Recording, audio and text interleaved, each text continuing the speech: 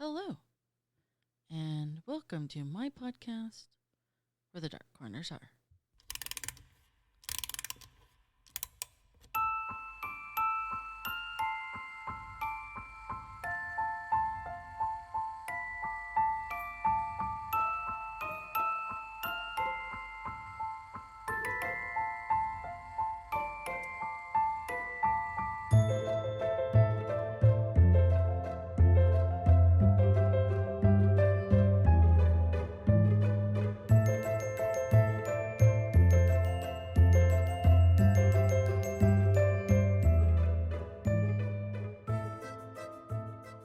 Hello, hello.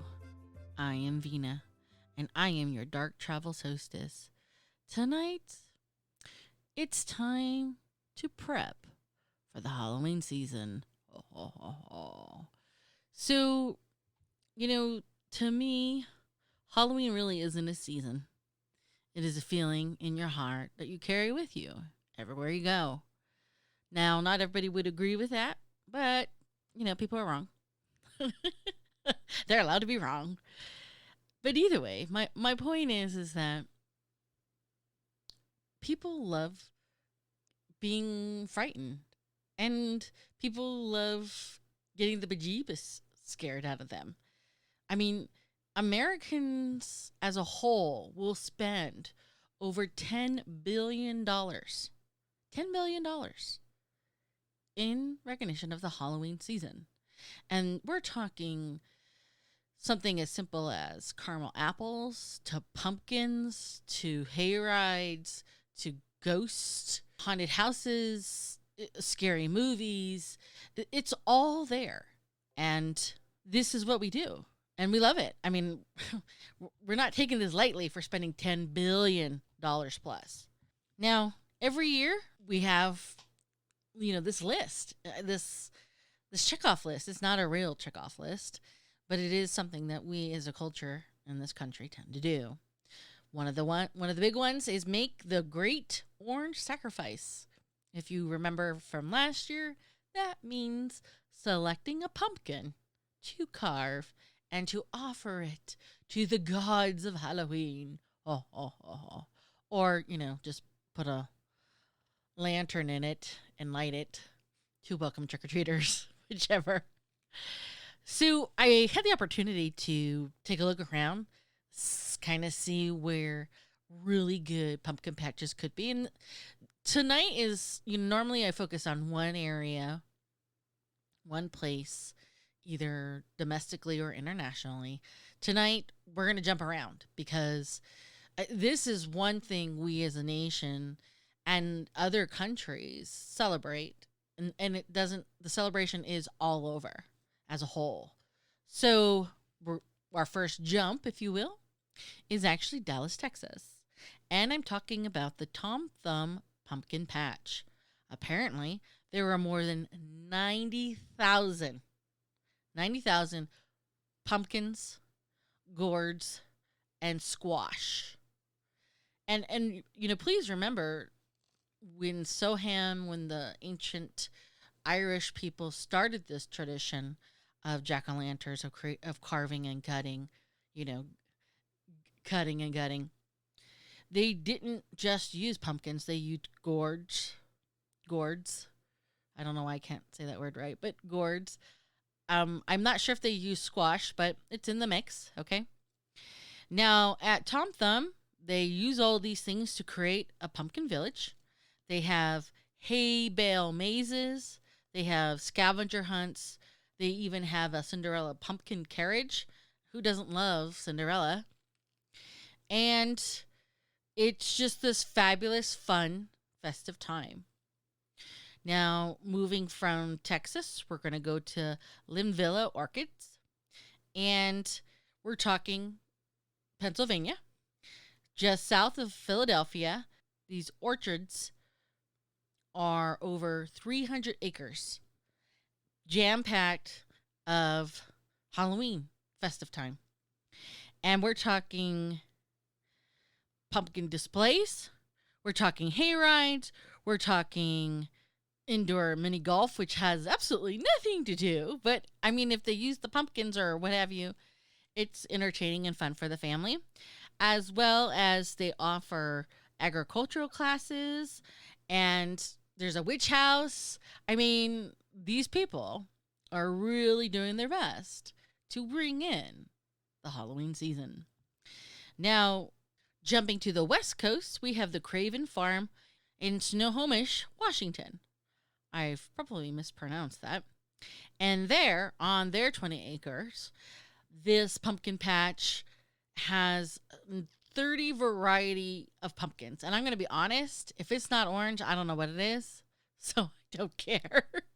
But these guys have 30 variety, and they're guaranteed to help you find the pumpkin that matches your pumpkin personality.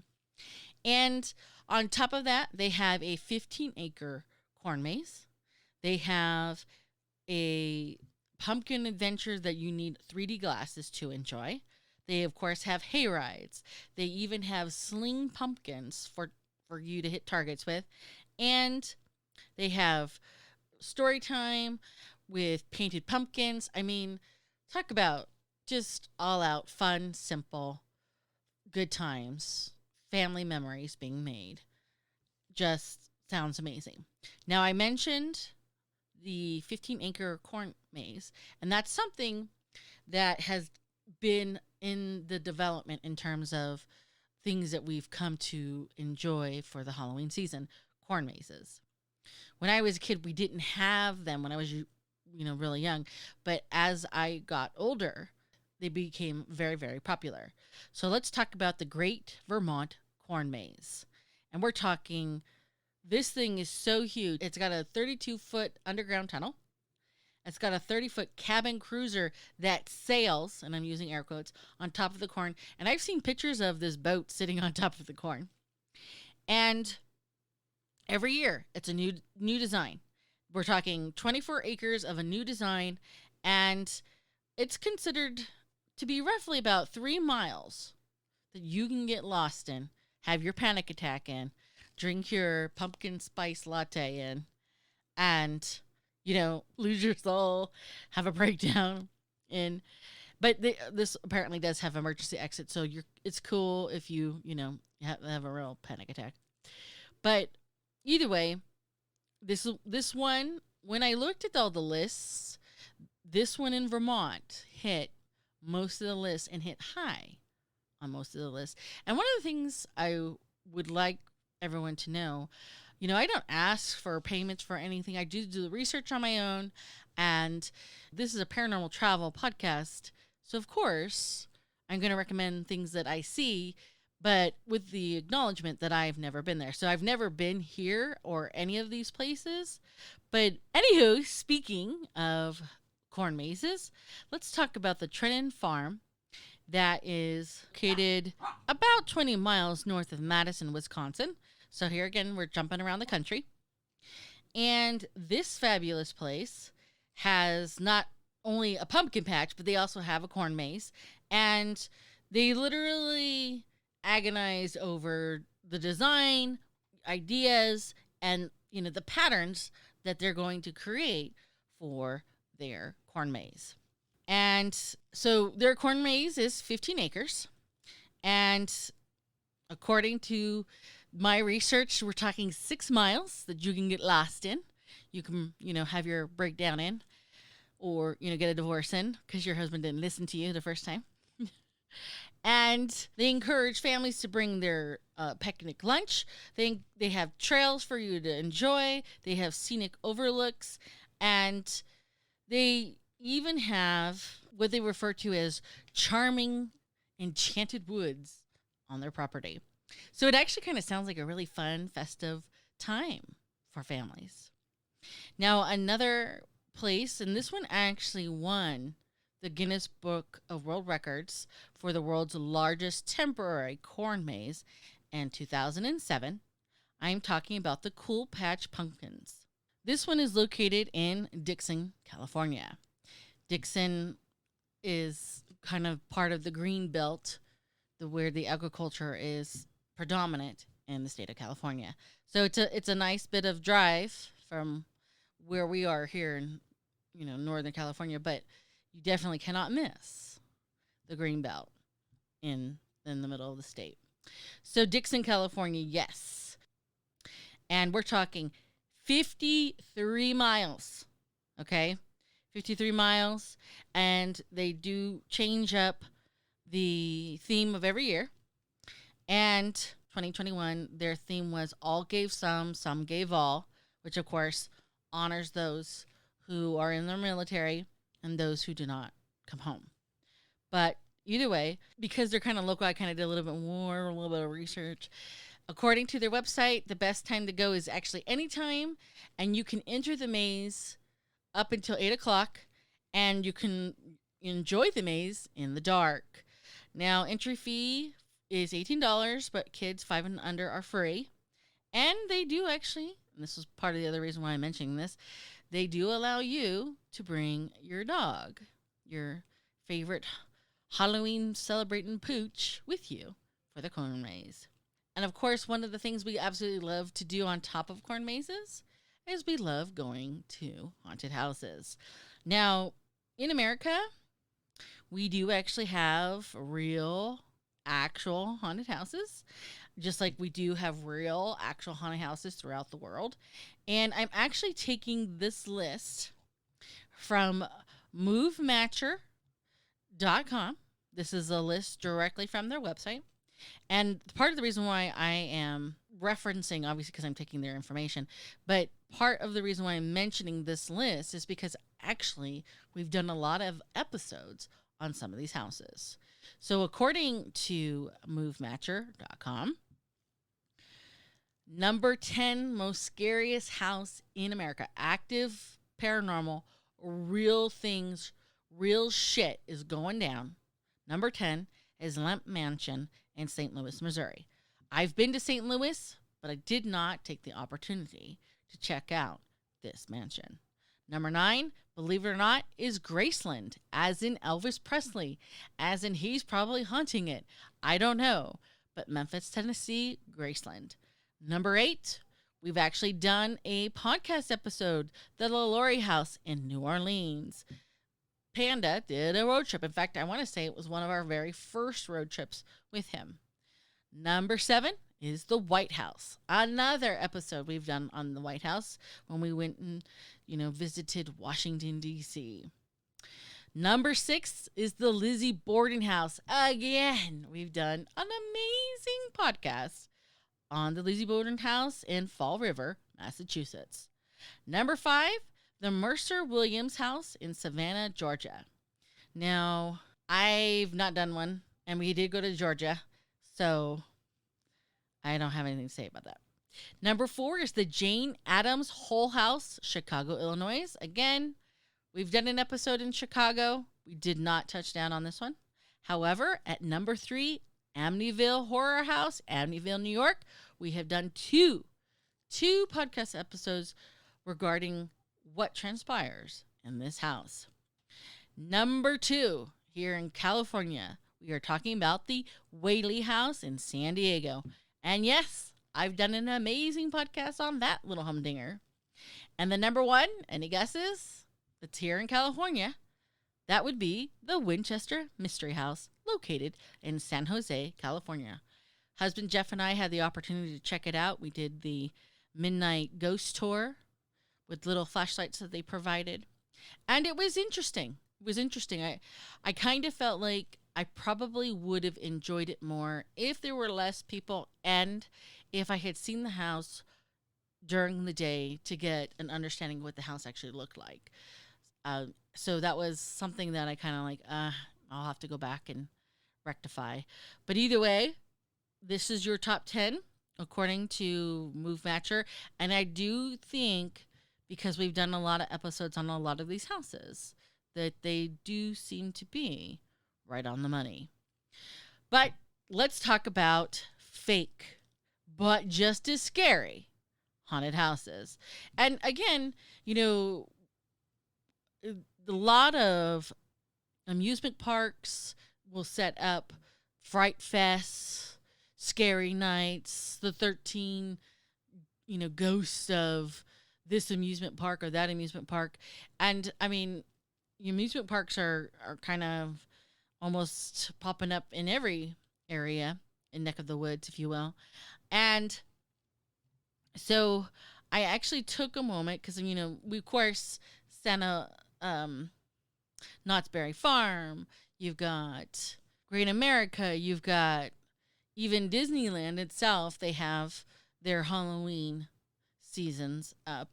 So I took the opportunity to kind of poke around and just a variety of different types of haunted, scary houses, or, that you go through, that you pay to go through. We're talking, Penhurst Asylum in Spring City, Pennsylvania. There's one called the Headless Horseman Haunted Attraction in Ulster Park, New York. And everybody, not everybody, but a lot of my listeners know I'm a huge fan of Sleepy Hollow and the Headless Horseman. And on the West Coast, you have Georgetown Morgue here in Seattle, Washington. So, I mean, they're drumming up. 30 years ago, this was not a thing. But nowadays, I mean, they're just knocking them out. And it's amazing. And of course, some of these are actually year-round. One of the things I would love to do one of these days is, go through some sort of immersive, scary escape room where you got to escape the zombie apocalypse, and, you got to laser tag your ass out of there and save the day with the, antivirus, or the cure in hand. That would be amazing. So, I mean, we love these types of things. Now, we've talked about pumpkins. We've talked about corn mazes. We've talked about real haunted houses. We've talked about fake but very scary haunted houses to some extent. Let's talk about apples, because apples is a thing. Last year I mentioned this place. This year I'm going to mention it again, simply because it was and still is a cherished childhood place. And I am, of course, referring to Apple Hill, which is Camino, right out of Sacramento. You go north on Highway 50. You can't miss the signs for Apple Hill. And they have orchards, and they have crafts, and they have pumpkin pies, apple pies. They have every kind of pie you've ever imagined. People, I mean, this place is expanded from just a simple farm selling fruit and vegetables to now wineries and wedding venues and just beautiful bed and breakfasts and breweries. It's just a fabulous, wonderful time, in my opinion. And, they just offer everything from baked goods to one place even does fishing. And you just go there to be in the season of autumn, of fall. So speaking of apples and speaking of Apple Hill, let's talk about caramel apples. So here's the deal. I love caramel apples, but I am not very good at cooking. I'm just not. I don't really have the patience for some of the recipes. So I'm just going to keep this real. I'm going to tell you the truth. When it comes to making caramel apples, I cheat. Yes. I will buy the product called Concord Foods Caramel Apple Wrap. You can get it at the grocery store. You can get it on Amazon. It's kind of one of those things you can find it almost anywhere. And it's simple. You get a beautiful apple specimen. You wash it, obviously. Then you open the package. You take off the circle of caramel. You press it onto the apple. You stick the stick in the apple. Pop it in the oven. Then you have yourself a wonderful caramel apple in just a few minutes. That is how I make caramel apples, because I cannot do it any other way. I suck at it. Just Keeping it real. Now, the other thing that we like to do, especially at this time of year, besides eating caramel apples, is we love sitting around the old fire pit with your friends, your family, and we love telling scary stories. When I was a kid, and again, this is the same information that I provided last year, and why am I doing it again? Because good stuff stays good. That's just how it is. So when I was a kid, I would read R.L. Stein to scare the crap out of me. I would read Christopher Pike to scare the hell out of me. I would read Alvin Schwartz's ghost stories, creepy ass stories, mini short stories to scare the shit out of me. And these are the stories we share around the fire pit. Now, in addition to these ghost stories that we tell in the dark, with the wood crackling and the heat, the only source of heat is the fire blazing in front of you, is we make s'mores. Now, if you don't know what a s'more is, I'm going to tell you what it is. It is the gifts from the gods. What it is, it's graham cracker, marshmallow, and chocolate.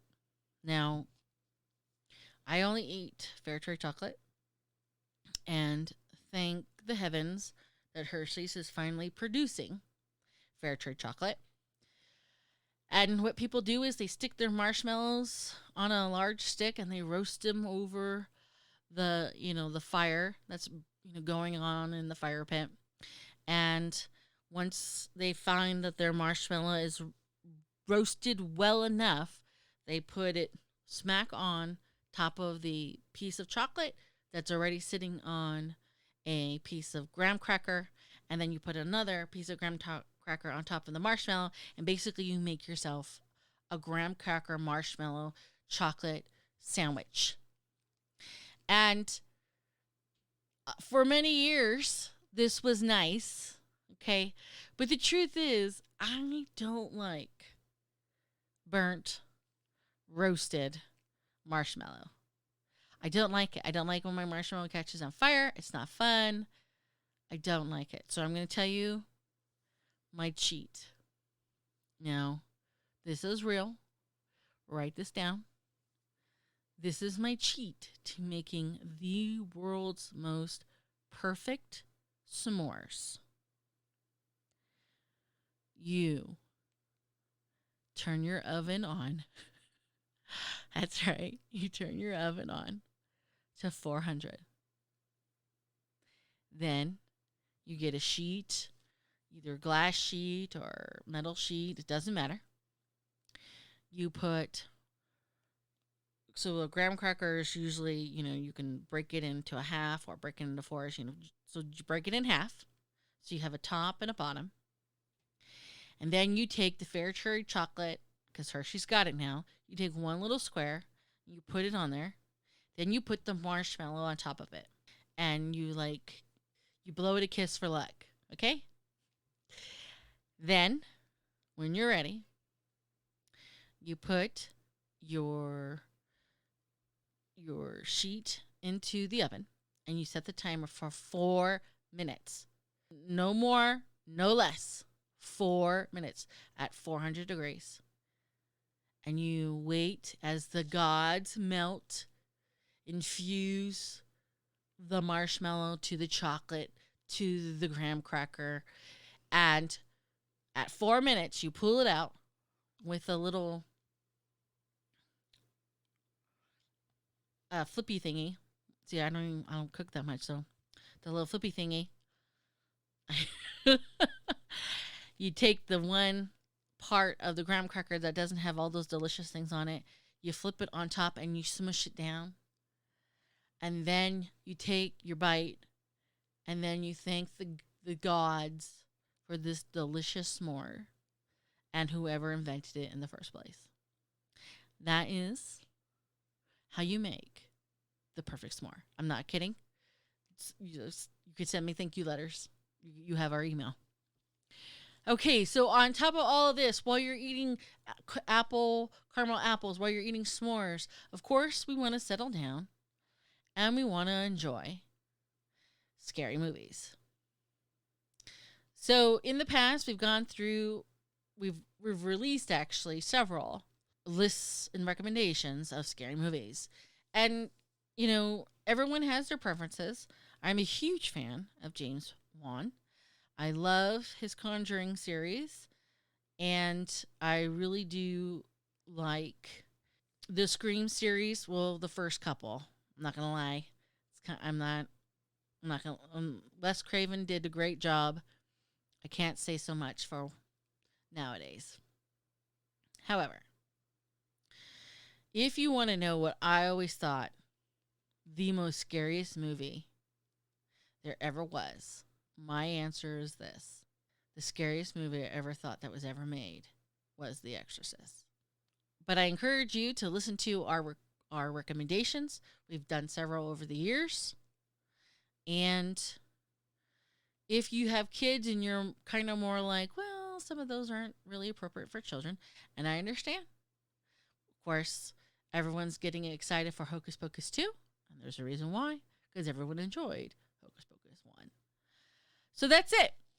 That is your recommendations on your preparation for the spooky season that is now upon us. Good night.